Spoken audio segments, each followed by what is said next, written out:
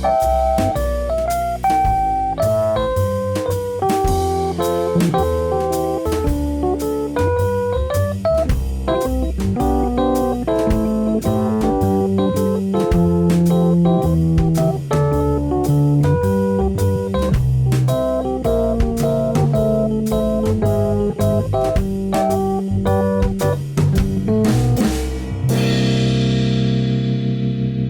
Marino Show.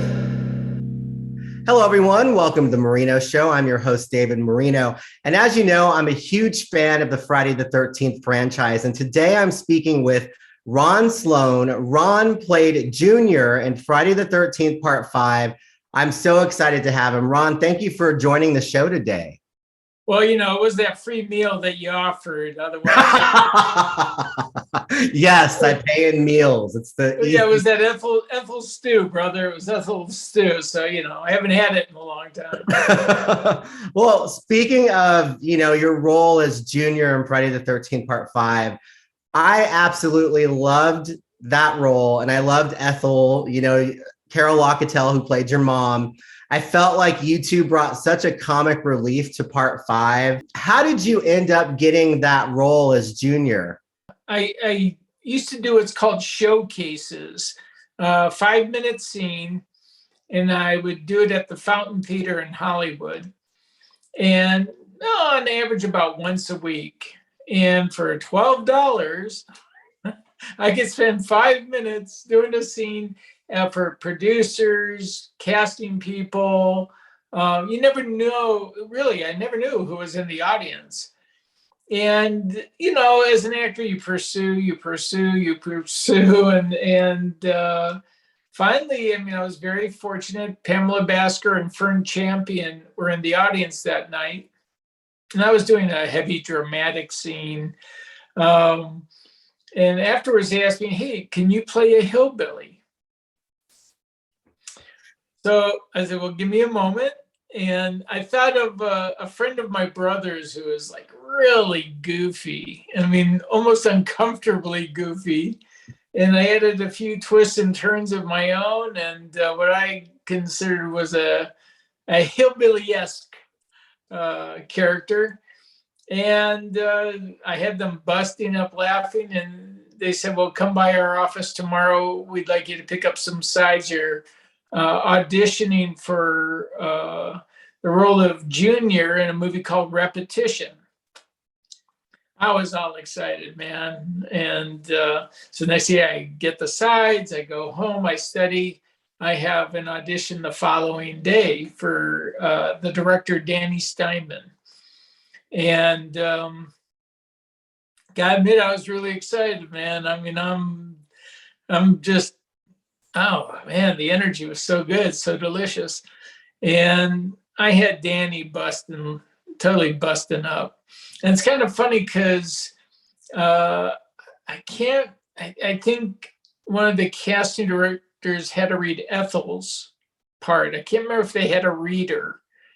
I just kind of remember one of them reading off screen, And Danny was he had a hoot. He just had a great time. And he as I left that audition, he said to me, hey kid, it's going to be really good working with you. I'm like, oh my God, thinking I got the part. The casting directors, reeled it back in and said, you have a call back tomorrow to meet with the producer, Frank Mancuso Jr. And wow, that's big. That was huge. And what was cool was as I walked in, Danny said, hey, Frank, this is the kid I told you about. I'm going to really love working with him. Again, you got to reel it in. You don't let it get in your head that you got it until it's yours.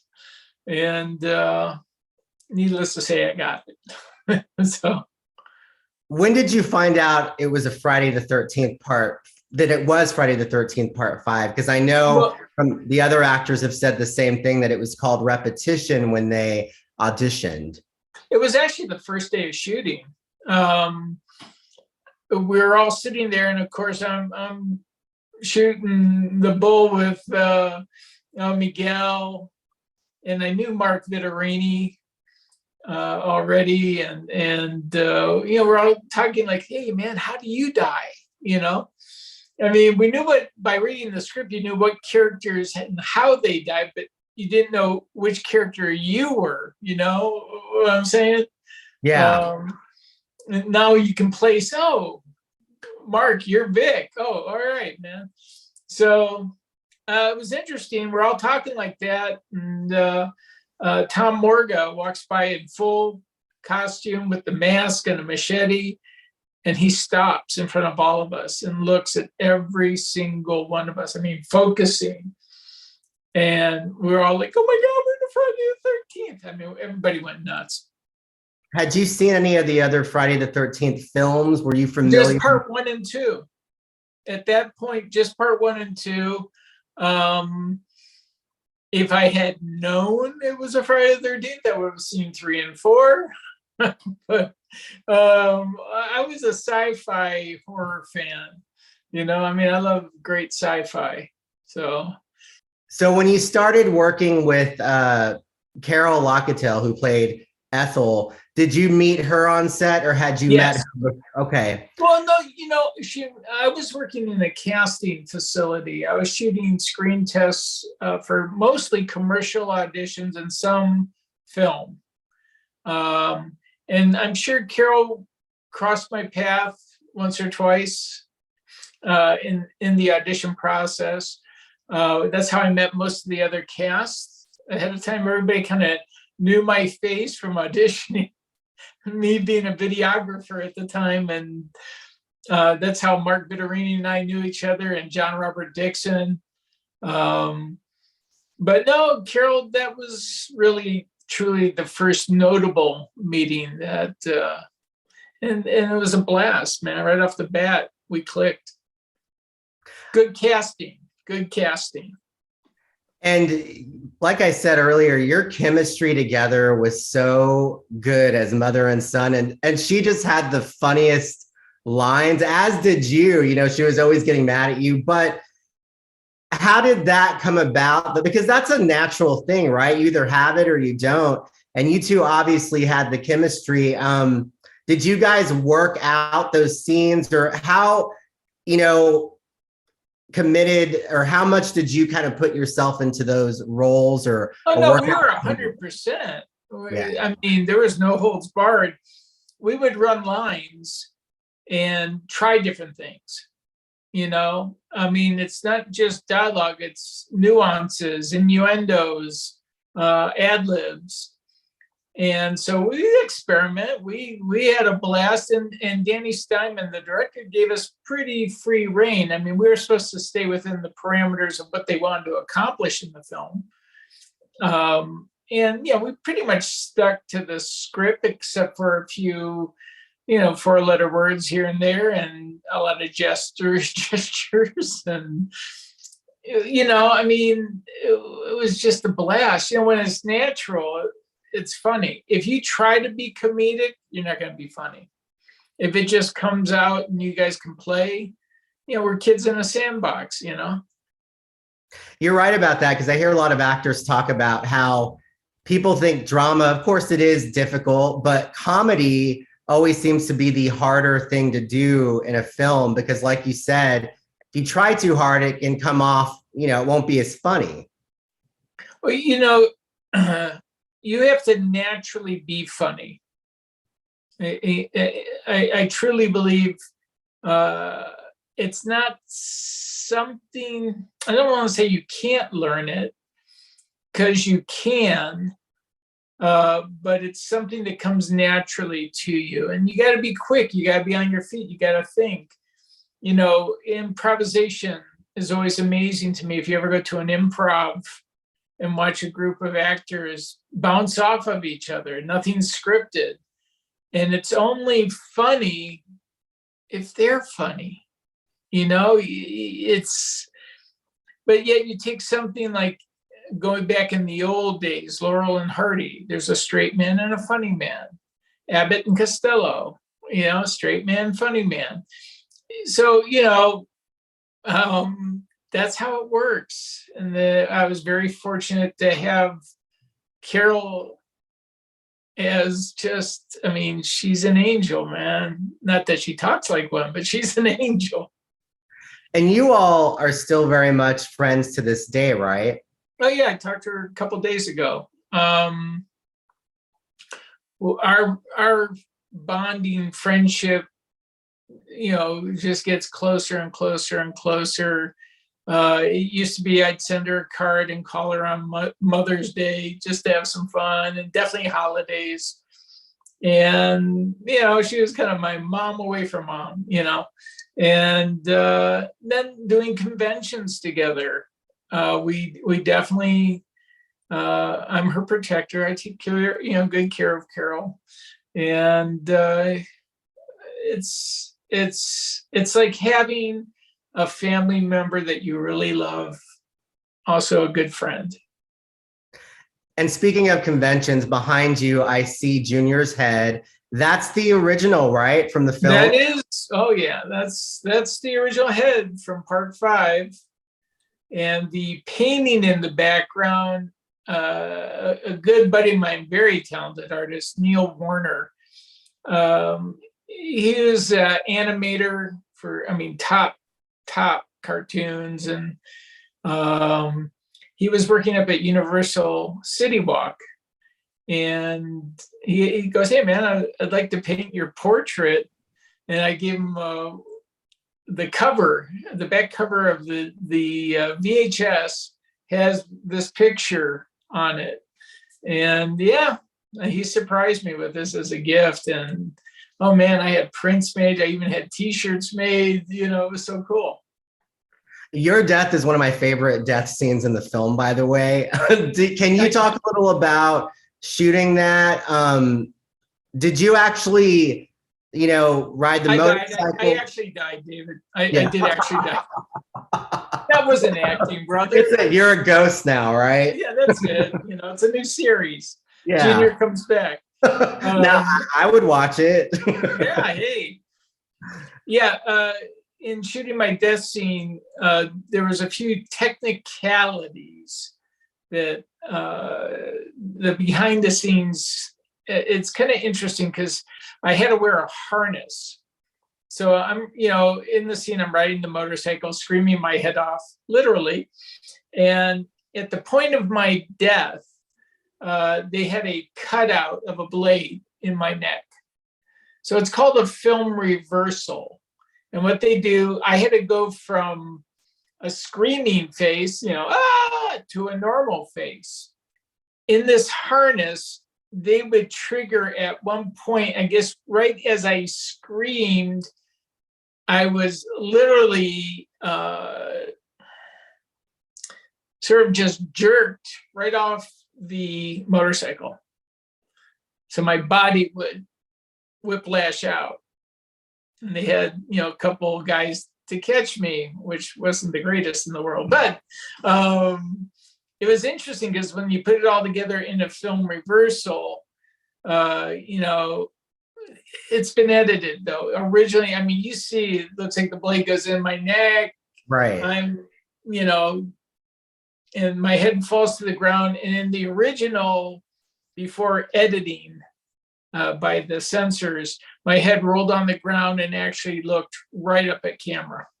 And I saw that take. Oh my God, that was freaky. What they left in now, it just hits the ground and it's gone because otherwise it was too brutal. How many times do you remember? Was that like a repetitive with pulling you back over and over again? No, I don't remember more than really, maybe twice, maybe one for safety. They got it on the first take. Nothing like giving somebody a whiplash. Let's do that again. Oh yeah, that was fun. It was interesting. It's like a little catapult that pulled me back. Well, great job on that scene because it came as a fan. Like I said, it's one of my favorite death That's cool, man. Thank you. Yeah. Now let's talk about the stew that Ethel had you eating all the time. What was that? Oh, there's a can of here, right here. Ethel stew. Is that really it? Can you see it? Hold on. Wait, there you are. Oh yeah, there's Ethel and me. Ethel's flipping you off. There's a bunch of ingredients. Oh my gosh, that's fantastic. Oh wait, that one's signed by Ethel and I. Oh yeah, Jason Bradford, great guy. He was also in 13 Fanboy with me. He designed the label, so that's pretty cool. The stew itself actually was Campbell's cold chicken noodle soup with mystery meat and whoever, I don't know what else, whatever the craft services truck had that day to make it look yummy. But whatever it was ice cold and tasted like cold condensed soup without water. Ugh. Yeah. Well, that's gross. You made it Easy. it look good though. Oh yeah. Easy to spit out, you didn't want to swallow it. That's hilarious. So on the set of the film, did you bond with a lot of the other actors? And I know that you still keep up with some of them today through conventions and such, but what was it like just behind the scenes being a part of the film? Well, at the time, well, like I mentioned, John Robert Dixon, Mark Vittorini, Miguel, we kind of kidded around a little bit, and Rick Mancini, a name you don't hear too often. Rick played the mayor in the movie, and he has since passed away, and so has, as you know, Dominic Brassa. Mark Vittorini passed away. I mean, it's tragic, man. There was a good handful, only because, I saw them in casting. It wasn't anybody I hung out with. It was just having that bond on the film for a lifetime. Yeah. And, all these years later, through conventions, I'm sure you see the fan love for specifically your film, Friday the 13th, Part 5. Was it surprising when you started doing the conventions how crazy the fandom is for this franchise? Was it surprising? Well, yeah, I had not a clue. My first convention was in Texas like 18 years ago, and I didn't even know there were conventions. Once the movie was over, moving on the next role and other work. And I actually, there was a radio show, and it still exists, Dead Pit Radio. And they contacted me on a Sunday morning. I don't know how they ever found me. I was living in Maui, and asked to do an interview, and I did it. And then they said, well, so where's your next convention? I go, I've never done a convention. And they set me up with Sean Clark, Convention All-Stars. And I'm still with Sean to this day. And it's fun, man. It's just a blast. And I didn't realize the impact of Friday the 13th until I went to a convention, and I'm looking at these long lines. I remember my first convention, Corey Feldman was there, and he had an endless line. And it was just a trip. And I think what really hit home was one guy walked up, and he's dressed as Junior. This guy's in a sweatshirt, flight cap, big old boy, like 6'8", 300 pounds. And I was just like, oh my God. And this guy's like, I gotta get a picture with you. And I'm like, I gotta get a picture with you. I still have that picture somewhere. So yeah, it was cool. It's just cool. And I'm sure that's a photo op, right? With the head of Junior. Do you bring the Junior head to all the? No, the head comes to every show, and when you get my autograph, you also get a photo op with me and the head for free. That's awesome. That is so awesome. And you do some of the conventions with Ethel. I do a lot of Carol. I do. I try to do every convention with Carol, but sometimes it doesn't work out for one of us. So when she's there, it's a hoot. I love her because she'll ask people when we're doing our little photo op, and she'll go, "Do you want me to flip you off?" I mean, that's her. People like, "Yeah, please flip me off." Oh, that's great. Well, like I said, there's so much love, I think, for the franchise, like myself included, that I know initially, and I watched one of your other interviews, and this was touched on, but I'll just bring it up briefly. I know initially when Part 5 came out, there was some backlash or disappointment from your hardcore fans because it wasn't Jason per se at the end of the film, but all these years later, though, like I said, it's one of my favorites out of the series because I think it was edited different, it has a different feel than some of the others, and there's like a lot of kills in it. I think it's a really good film, and I feel like over time that has changed the feeling that people had initially. Now they love Part 5. Do you hear that as well? Well, yes, yeah, yeah. It was panned in the beginning. I mean, but the whole thing is, I never really understood why it was panned. Because if you look at the opening of the film, you have Corey Feldman, which was a continuation from Part 4, him screaming and looking at the real Jason come out of the ground and kill two guys. And then it kind of leads into the film. So it is a new beginning. It's still stuck to the pattern of Friday the 13th, except it was a serial killer, copycat killer, and in many ways more fearful than Jason, the real Jason, because this could really happen. Yeah. I mean, this isn't like, oh, this mythical monster who's killing, young nubiles who swim naked in the lake. It's, hey, man, this guy's twisted. But you didn't catch on to it. I mean, sure, the first giveaway would be the hockey mask with the blue slashes.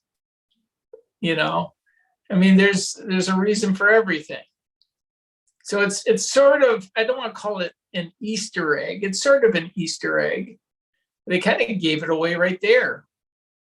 Yeah, and at that time growing up, I was younger, obviously. I always think of Friday the 13th. My dad has since passed away. He passed away like in 2015, but my dad and I used to watch these films together, much to my mom's dismay, because she's like, those movies are going to warp your mind. But my dad loved Jason and would laugh. Like, he thought Jason was funny. Like, he had a morbid sense of humor, as I do.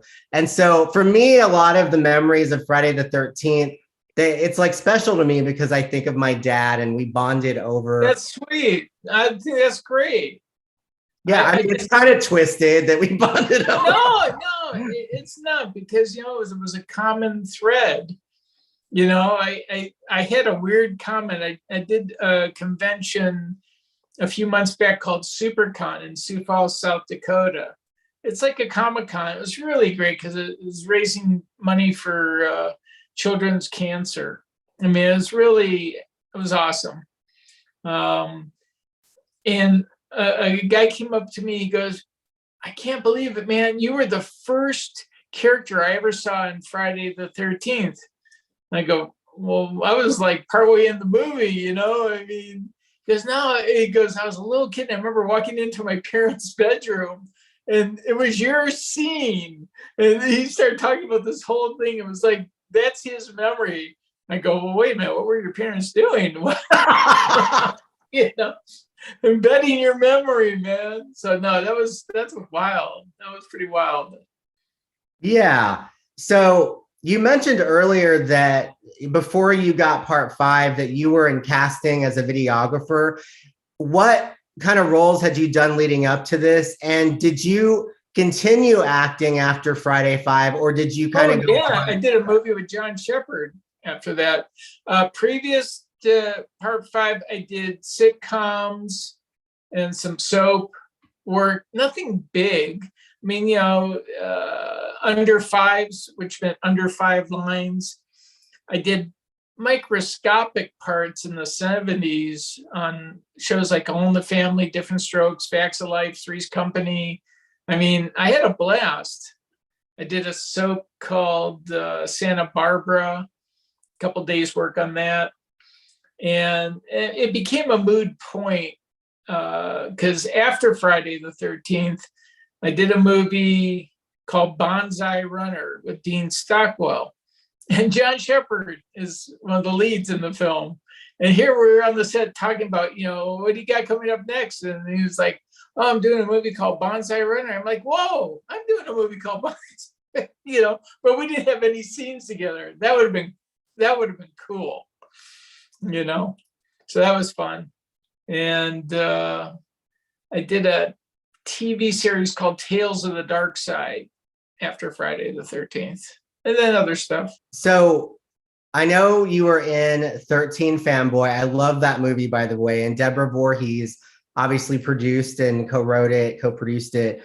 How did that come about? And what are your memories of working on that film? And tell everybody what that film's about if they haven't seen it yet. Well, I'm not going to give any secrets away. No, I'm kidding. 13 Fanboy, as Deborah probably discussed, Dee Wallace, the mom from E.T., that's the best way for me to introduce her. Cujo, The Hills Have Eyes, The Howling, beyond amazing actress, beyond. In the movie, she, just in a nutshell, she has a fan who is a stalker.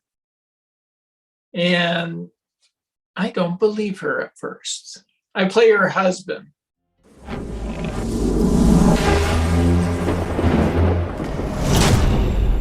When I was a kid, my dad used to lock me in the basement when I was bad. The only thing I had to keep me company was a stack of VHS tapes. Friday the 13th and Halloween, the entire sagas. You all became my family, so I wrote and I wrote, but you never wrote back.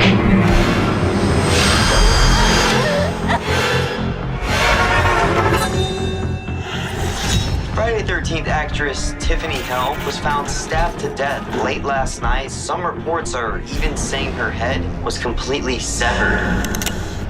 Is it true that you were in Friday the 13th?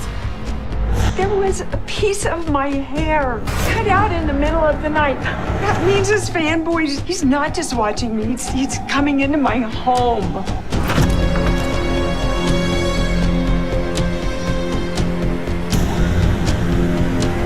A woman is dead, and she died on my hands.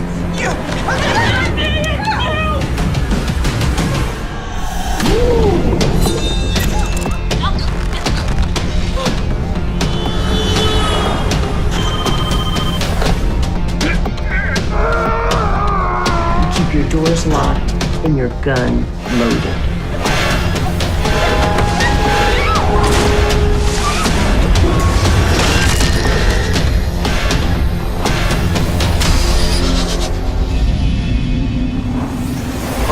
I'm so sorry you had to die.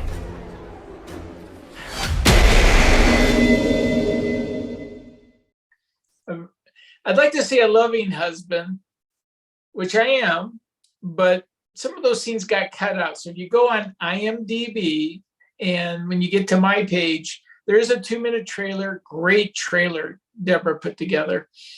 But watch my 3-minute demo reel. There's a scene, maybe even 2 that are not it's not in the movie because there's warm fuzzies. They took out all my warm fuzzies. Oh, God. The warm fuzzies were waxed from the movie. So, yeah. And so Dee is being stalked and a number of other people. And that must have been fun, though, working with Deborah again, right? How was that? Oh, God, that was golden. First of all, Deborah and I never had a scene together on Friday the 13th, and we don't have a scene together in 13 Fanboy. Most of my scenes are with Dee, and a couple scenes, Haley Reese Greenbauer, who plays the lead. Yeah, most of my stuff's with Dee, and that's the chemistry, the relationship. Working with Deborah, I mean, she was an awesome director, and I love what she did in the film as an actress. Definitely. And yeah, and you wondered how it all came about. Was Deborah and I have done a fair amount of conventions together, and we were at Horror Hound Weekend in Columbus, Ohio, and it was the morning of a convention, and Deborah said, "Hey, do you want to go take a walk?" And I went, "Sure." Well, when Deborah walks, she does cardio, man. And, me, I walk, it's like, okay, oh, look at those trees. No, she gets up the old heart rate. And so we took a vigorous walk, and near the end of the walk, she said, I wanted to let you know I wrote a small part for you in a film I would love for you to play. I didn't ask, what is it? No, of course. I mean, this is family. And over about a year and a half time, I had a script emailed to me, and I read, and I was on like 26 pages of a 97-page script. And I called her up, I said, "I'm not complaining, but I thought you said it was a small part." She goes, "Well, the more I got to know you, the bigger your part grew." So that was cool. It was cool. And I was a kid in the candy store for a couple of weeks shooting that film for low budget and shoestring and calling all the friends together. Absolutely. It was cool. So working in the industry as you have for the many years that you have, what is something that you love the most about doing what you do? That's interesting. It's fun. First of all, it's fun doing it. At first, it's work. It's not anything that comes easy. It's you're memorizing, you're developing your character, even if it's yourself. It's a challenge. And as you kind of work things out and building your little Lego house before it's done, when you get to that pinnacle and you actually start to work and it becomes second nature, you're not thinking about what's my line, it just, you've been working so hard on it, everything flows. And when you have a wonderful actress like Dee Wallace, it flowed like a river. It was insane. I mean, we just bounced off of each other and worked out. It was the high point of my acting career so far. And what are you working on now?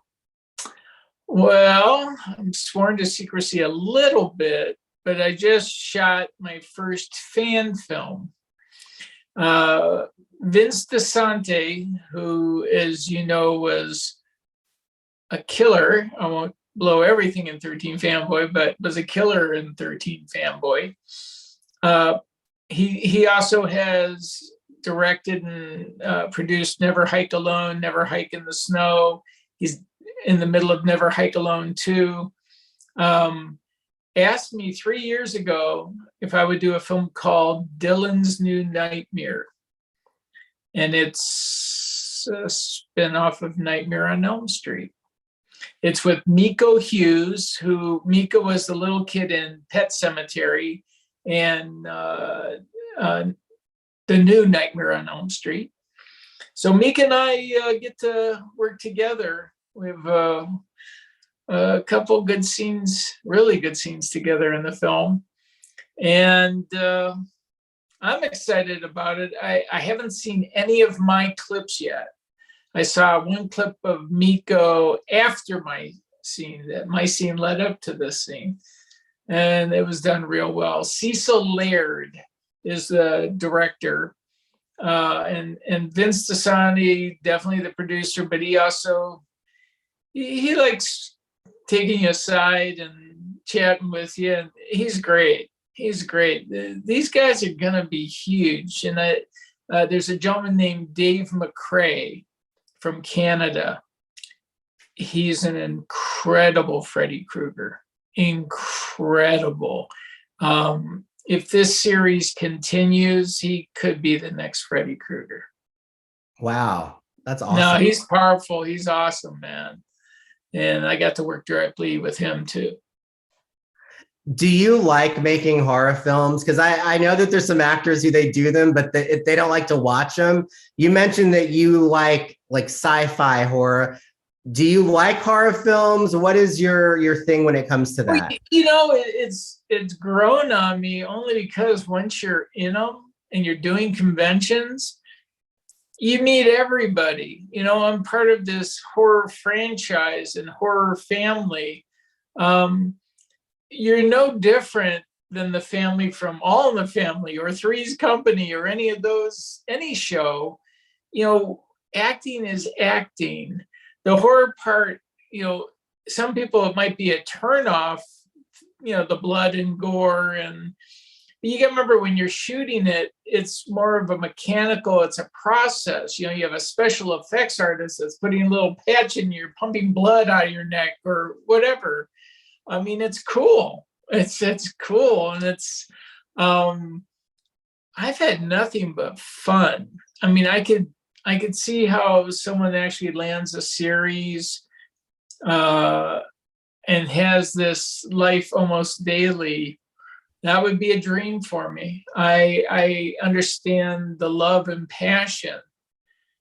You know, I see actors doing soap operas. I did 2 soap operas. That's hard work, man. They get the script the night before.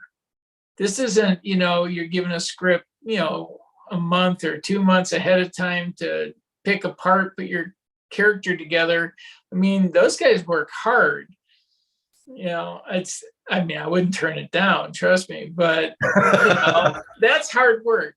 I mean, yeah, I was talking to Lauren Marie Taylor from Part 2. Oh, she's a sweetheart. Yeah. Yeah, and she did Loving, as you know, and she was saying that they would literally change the script sometimes when they went on break. So like, oh, here, we need you to memorize this really quick. But that happens in film too. I mean, you know, Deborah gave me a scene.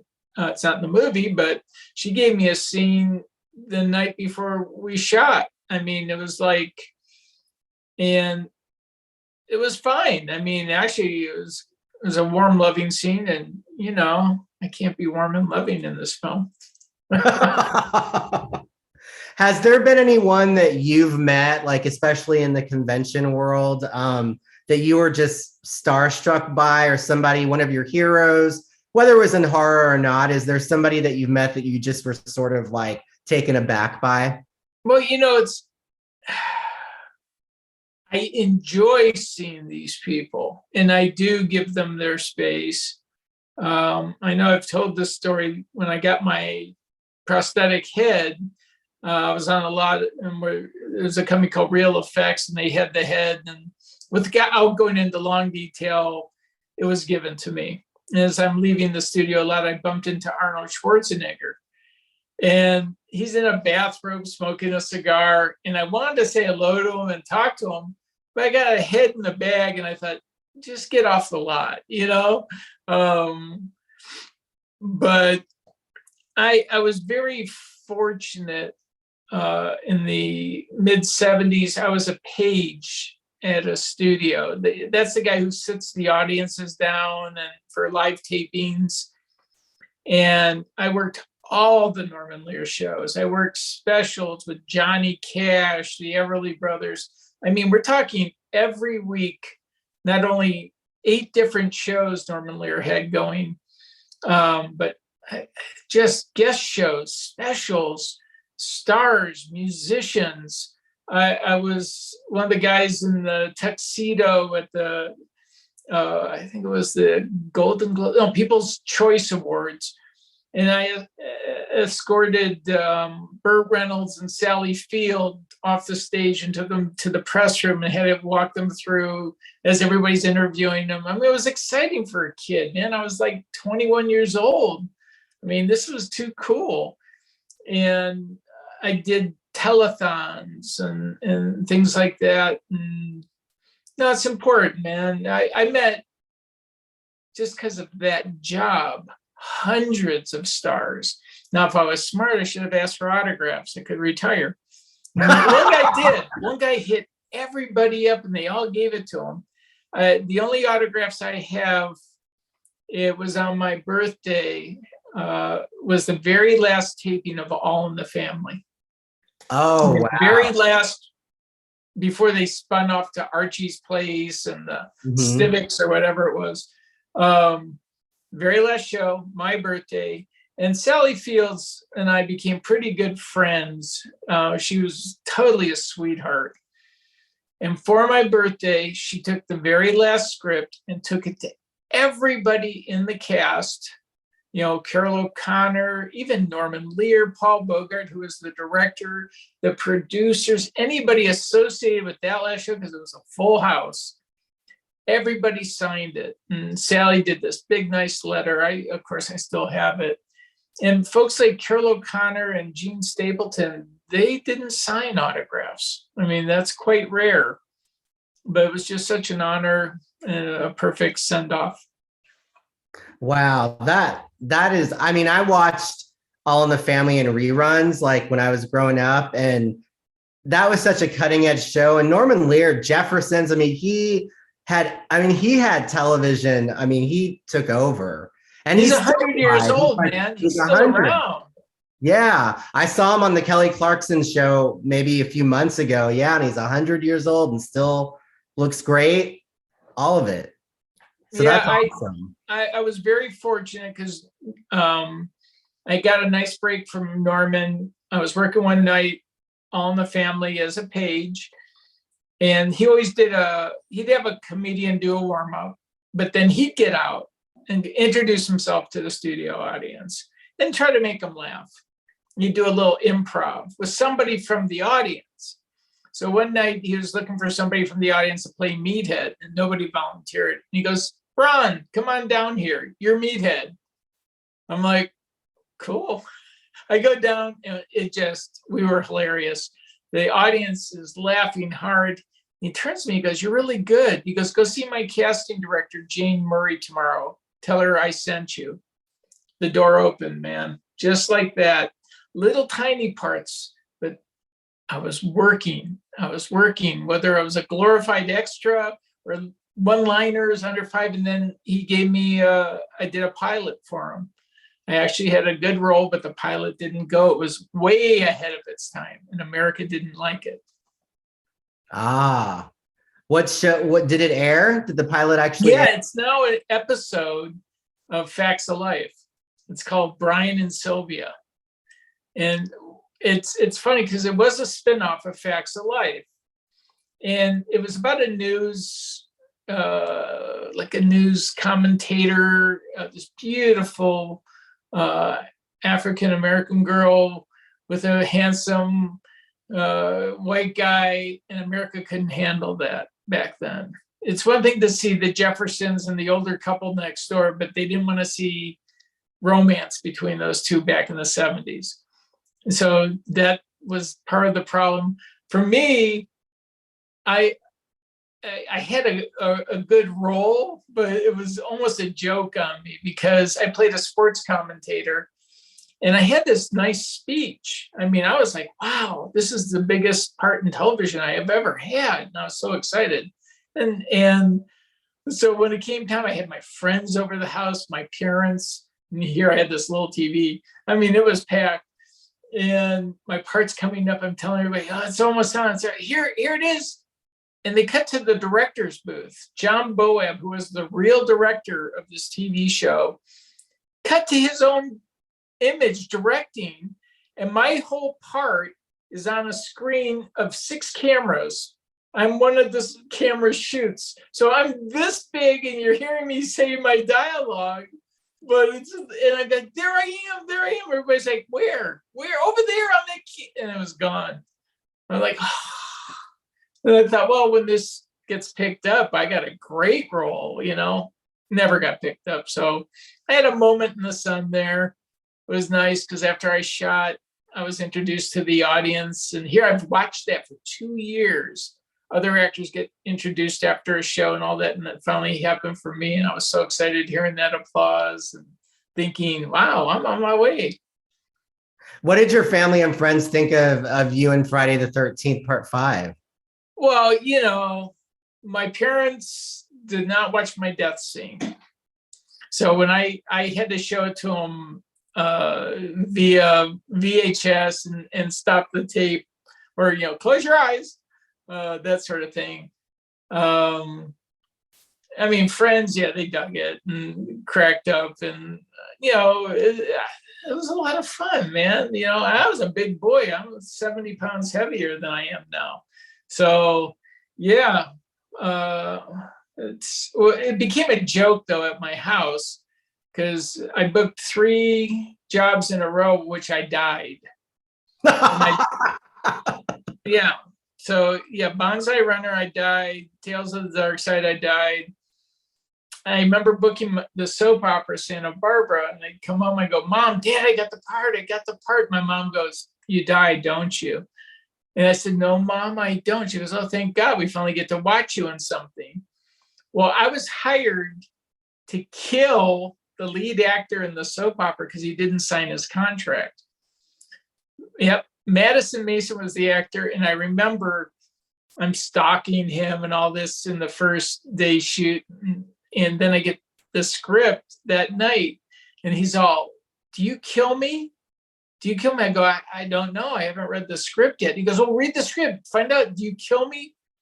And I go, I'm going to read it at home, man. He signed his contract, and they beat the crap out of me in the show. And I mean, all these guys were not pulling their punches. I remember my clothes got ripped, everything. And I'm like, this is my own wardrobe. What are you guys doing? It was pretty funny. I never saw the show. I've never seen it. I was stuck on a boat, ran out of gas in a boat way up on the American River. And we're stuck overnight. And the show was on the next day. I missed it. Didn't see it. So you were mentioning earlier, you would like to, what would be kind of a dream role for you, to be in like episodic television or to be on a series? And by the way, I want to get your take or what your thoughts are with the new Friday the 13th series that's going to be coming to Peacock. Have you heard about that? I haven't really. I mean, I'm just hearing just slight little rumors like what you're telling me. Well, Adrienne King is going to be in, I don't know if it's going to be in how many episodes, but she confirmed on her social media that she's going to be in it. So that's interesting. Well, I'd like to know who's casting it, and they want to bring me back as someone else. That'd be beyond cool. That's what I was going to say. Like, happen, hey, man. Baby. Come on, I'm counting on you. Yes. Out there. You'll get the exclusive. That's why I'm putting it out to the universe. Hey, you could end up on the new series. And that would be a dream. I think nothing acting-wise that would be so awesome to be able to do this every day.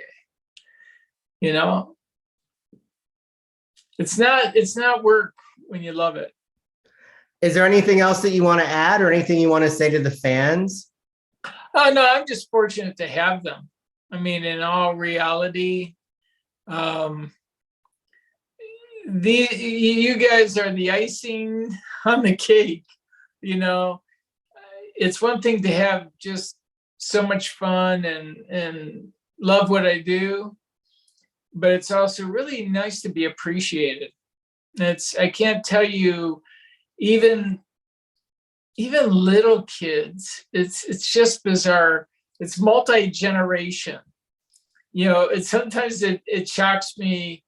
Like, I'll have some guy maybe in his 40s go, man, I grew up on you. And I'm thinking, oh, I'm really old, because you look pretty old.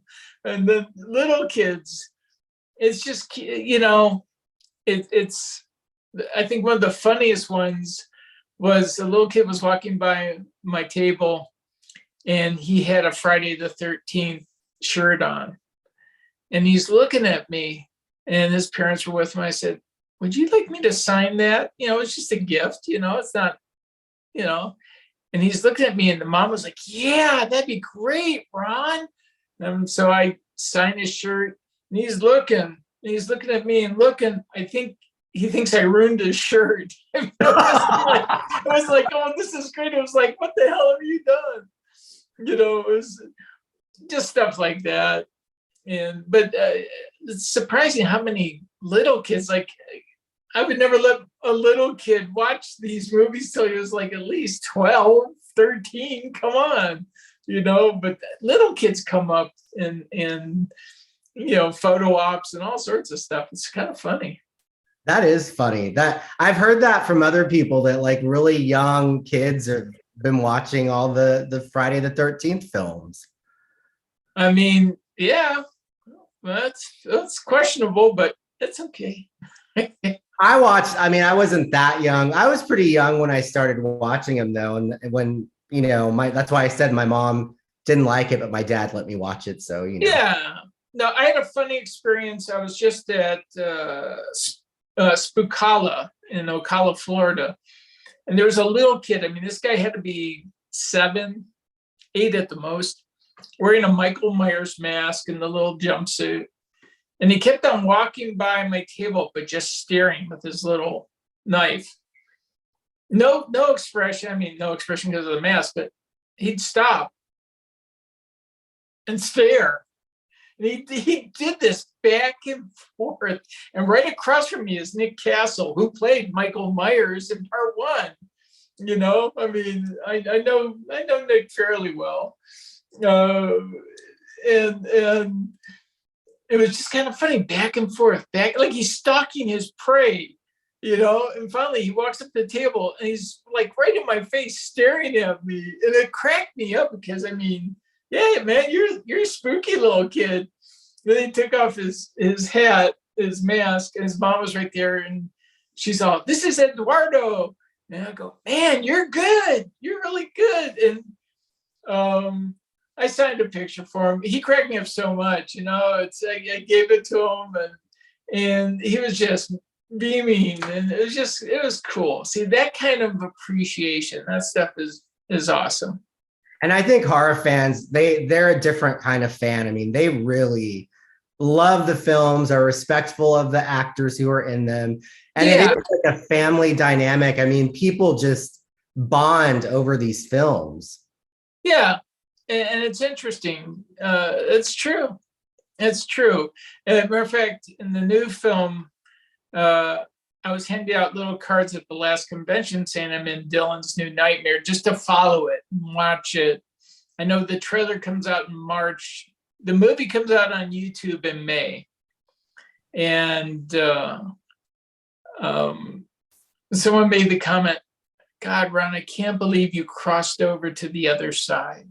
To the Nightmare on Elm Street. Yeah. I go, well, I got to keep working, man. I mean, until I die in a film, I'll keep working it. So it was pretty funny. That cracked me up. What other films? Do you have any other films that you'll be working on after Dylan's New Nightmare? Maybe stuff you can't talk about, but is there some other stuff in the works?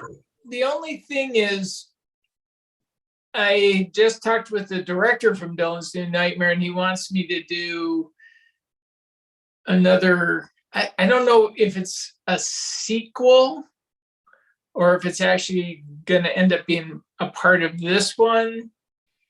But he asked me if I'd be willing to do it. And I said, absolutely. I mean, I had a blast doing this. And on this one, it's not like 13 Fanboy. 13 Fanboy, I was on for a couple of weeks. This was one day's work. And I had like 2 scenes with Miko. And it was great, man. It was just great. I had a lot of fun playing. I'm a casting director in the film, so I have a little experience. I had a lot of fun playing that casting director. And yeah, it was cool. I'm excited to see that. That'll be fun. You said it comes out in May? Yeah, the trailer's in March. It comes out in May.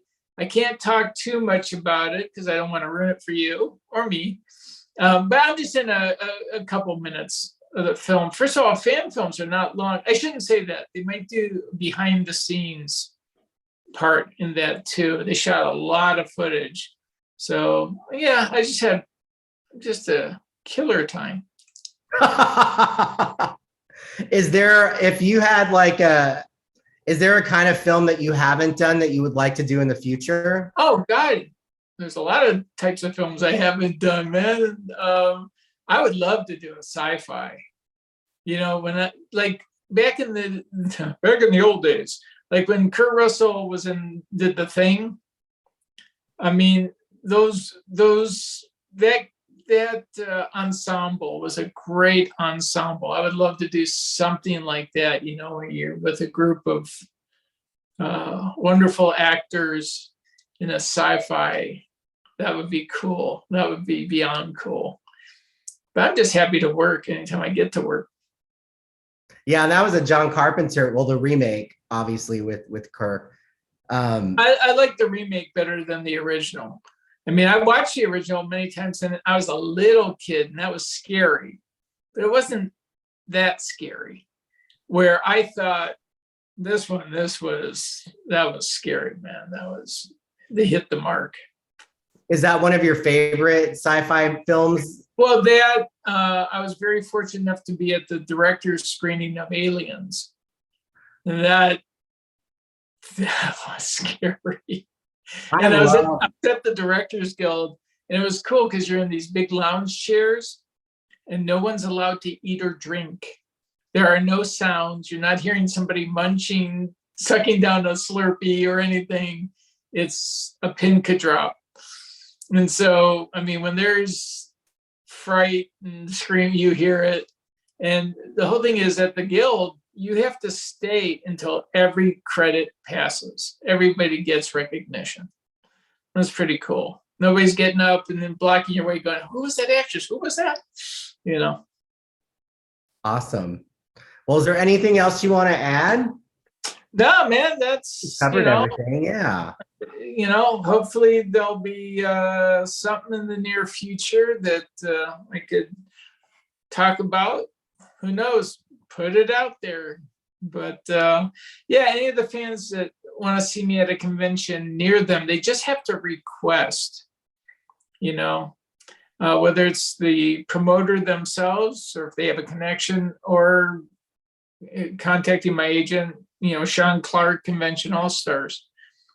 But that's what it takes to get us at these conventions.